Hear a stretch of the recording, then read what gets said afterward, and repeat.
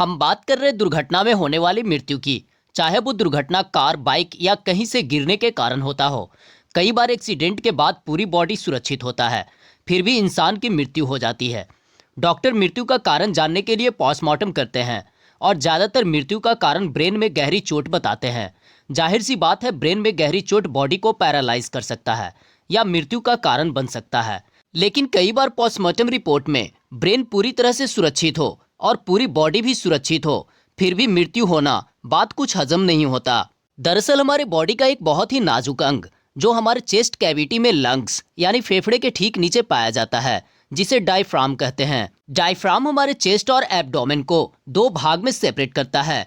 Diaphragm thin skeletal muscle से बना होता है। डायफ्राम कॉन्ट्रैक्ट और रिलैक्स नेचर का होता है, जो एक इंसान के जन्म से लेकर मृत्यु होने तक बिना रुके लंग्स को कॉन्ट्रैक्शन और रिलैक्सेशन का मोमेंट प्रोवाइड करता रहता है। डायफ्राम हमारे चेस्ट और एब्डोमेन के बीच में ठीक लंग्स के नीचे मौजूद होता है, जो रिलैक्सेशन के साथ लंग्स के ऊपर वैक्यूम प्रेशर बनाता है, जिसके कारण लंग्स में मौजूद कार्बन डाइऑक्साइड और अन्य गैस हमारे नॉस्ट्रिल से एक्सटर्नल इन्वायरमेंट में रिलीज हो जाते हैं। ठीक इसी तरह डायफ्राम नीचे की ओर कॉन्ट्रैक्ट होता है, जिसके कारण लंग्स में कैविटी यानी खाली जगह बन जाता है। और प्राकृतिक का नियम है, दुनिया का कोई भी जगह कभी खाली नहीं होता।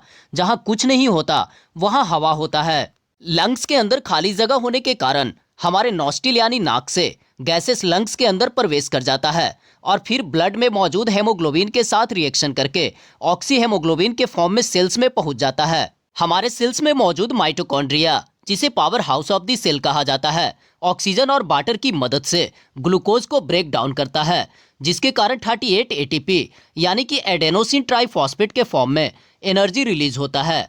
इसी एनर्जी को हमारा बॉडी अपने एक्टिविटीज को परफॉर्म करने के लिए यूज करता है, जैसा कि dancing, reading, teaching, speaking, everything.